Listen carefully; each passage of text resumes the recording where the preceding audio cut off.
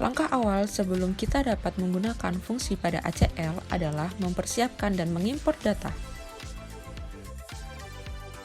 Prosedur penggunaan fungsi duplicates pada ACL.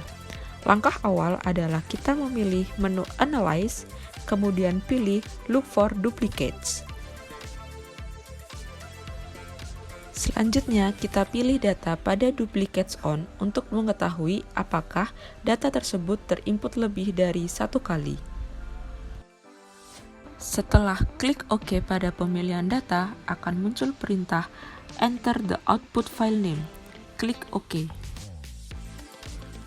Maka terdapat pilihan untuk menunjukkan output dari Look for Duplicates. Kita dapat memilih screen untuk menunjukkan output pada layar ACL kita. Muncullah output yang menunjukkan bahwa terdapat 28 data yang telah terduplikasi.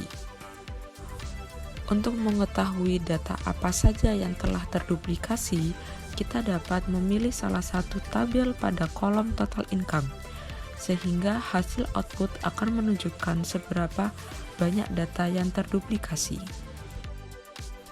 Hasil pada output menunjukkan bahwa terdapat 3 data nama yang terduplikasi, yaitu Junaidi Abdillah Junaidi dan Johannes Geohera dengan angka Rp2.350.000. Selanjutnya yaitu prosedur penggunaan fungsi gaps pada ACL. Perintah gaps digunakan untuk menguji atau mendeteksi file data apakah di dalam urutan data tersebut terdapat data yang hilang atau tidak terekam. Langkah pengujian kelengkapan data dengan menggunakan fungsi gaps yang pertama yaitu pilih menu bar Analyze lalu pilih Look for Gaps. Kemudian muncul jendela gaps. Pada jendela ini terdapat pilihan pengujian kelengkapan ingin didasarkan pada kolom apa dan terdapat 2 opsi apakah ingin menampilkan range data yang tidak tercantum saja atau ingin menampilkan daftar data-data yang tidak tercantum dalam file tersebut. Pada jendela tersebut, pengujian kelengkapan data atau gaps ini didasarkan pada field employee ID dan hasil yang ingin ditampilkan hanya berupa range data yang tidak tercantum atau hilang, sehingga dipilih opsi list gap range lalu klik OK. Berikut hasil dari pengujian tersebut.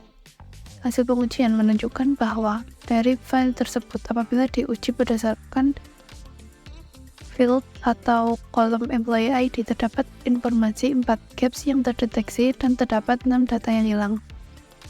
Dapat dilihat dari range 1008 sampai range 1011 terdapat 2 data yang tidak tercantum atau hilang.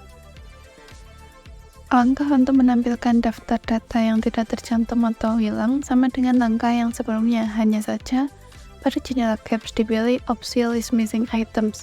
Dari pengujian tersebut menunjukkan hasil terdapat 6 data yang hilang, yaitu data karyawan dengan ID 1009, 1010, 1019, dan seterusnya yang ditunjukkan pada tabel gaps point. Adapun prosedur penggunaan fungsi histogram pada ACL, yang pertama yaitu untuk menggunakan fungsi histogram, pilih menu Analyze, kemudian pilih histogram seperti pada gambar berikut. Langkah yang kedua yaitu pilih field mana yang akan direpresentasikan dalam bentuk histogram. Dalam praktik ini, kita mencontohkan field total income yang akan dibuat dalam bentuk histogram. Karena field total income berisi angka, maka perlu mengisikan nilai interval, nilai minimum, dan nilai maksimum. Jika sudah, klik OK. Nah, ini merupakan output dari fungsi histogram berupa gambar grafik yang mencerminkan rank gaji karyawan. Selain bentuk grafik, kita juga bisa melihat output tersebut dalam bentuk tabel berupa teks. Pada pojok kiri bawah, pilih menu teks. Selanjutnya merupakan prosedur penggunaan profile pada ACL. Yang pertama, mengimpor data yang akan digunakan untuk mengaplikasikan fungsi profile pada ACL. Lalu klik tombol Analyze, kemudian pilih Statistical, selanjutnya pilih menu Profile dan OK. Lalu pilih field mana yang akan ditampilkan, lalu klik More.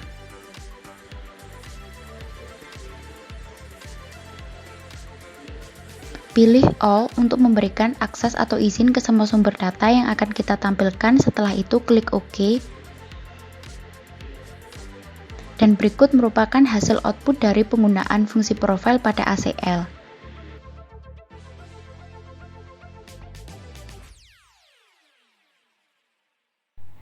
Selanjutnya, kami akan menjelaskan sedikit terkait ekstrak data dan prosedurnya. Jadi, fungsi dari ekstrak data ini adalah untuk membuat data file baru dengan kondisi yang lebih spesifik, sesuai dengan yang kita butuhkan. Kemudian, kami akan menjelaskan prosedur ekstrak data pada aplikasi ACL. Seperti yang dijelaskan pada awal video, bahwa sebelum mengaplikasikan fungsi ACL ini, kita harus mempersiapkan dan mengimpor data. Dan data yang saya gunakan pada fungsi ekstrak data ini adalah data karyawan. Nah, langkah selanjutnya adalah kita pilih menu data dan klik ekstrak data. Setelah kita klik ekstrak data, maka akan muncul gambar sebagai berikut, di mana pada gambar tersebut terdapat dua opsi, yaitu record dan field. Pertama, kami akan menjelaskan terlebih dahulu prosedur dari record. Dalam prosedur record, langkah-langkahnya adalah pertama, kita klik opsi record dan kita klik menu if. Setelah itu akan muncul gambar sebagai berikut. Sebagai contoh, kami ingin mengetahui jumlah karyawan yang memiliki gaji lebih dari 50.000. Maka pada kolom expression kita isi dengan salary lebih dari sama dengan 50.000 dan kita save dengan nama salary lebih dari 50.000. Lalu kita klik OK. Setelah kita klik OK, maka akan muncul gambar sebagai berikut.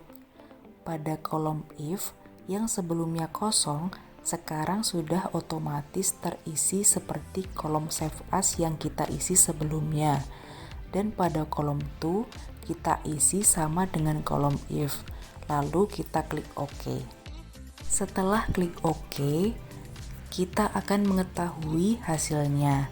Ternyata dari 200 karyawan yang terdata, terdapat 82 karyawan yang memiliki gaji lebih dari 50.000. Dan pada proyek yang kita kerjakan akan otomatis bertambah file baru dengan nama salary underscore 50.000 sesuai dengan if dan to yang kita isi sebelumnya. Selanjutnya, kami akan menjelaskan prosedur field. Sebelum kita mengaplikasikan fungsi field, kita harus kembali ke file data karyawan. Kemudian, kita pilih menu data dan klik ekstrak data. Setelah kita klik ekstrak data, akan muncul gambar sebagai berikut. Kemudian, kita klik opsi field dan kita klik ekstrak field. Setelah kita klik ekstrak field, akan muncul gambar sebagai berikut.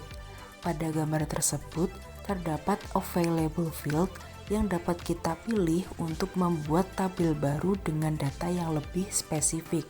Sebagai contoh, kami ingin membuat tabel yang berisikan first name, last name, salary, dan bonus. Maka kita klik 2 kali pada opsi available field, lalu kita klik OK. Setelah klik OK, maka akan muncul gambar sebagai berikut. Pada kolom if, sebagai contoh saya isi dengan salary underscore 50.000 dan demikian pada kolom 2. Lalu kita klik OK. Setelah kita klik OK, akan muncul hasilnya sebagai berikut. Yang sebelumnya pada tabel data karyawan terdapat 6 kolom, sekarang menjadi 4 kolom. Baik, selanjutnya kita akan membahas mengenai prosedur penggunaan fungsi examine sequence. Examine sequence sendiri ini tuh digunakan untuk mengetahui atau memeriksa bahwa data yang akan kita analisis itu sudah tersusun secara urut berdasarkan key field tertentu. Prosedur penggunaan fungsi examine sequence. Setelah kita udah menyiapkan data yang akan kita analisis, itu kemudian kita klik di menu bagian atas itu ada analyze, itu kita pilih examine sequence. Maka akan muncul sequence on list box. Kemudian di sini kita pilih data yang akan kita gunakan. Kita ambil contoh data invoice number. Kemudian kita klik tanda panah ke arah kanan sehingga invoice number ini masuk ke dalam selected field. Kemudian klik OK. Nah, setelah kita klik OK, akan muncul hasil dari output fungsi examine sequence pada field invoice number. Di sini terlihat ada 10 invoice number yang error atau 10 invoice number yang nggak urut.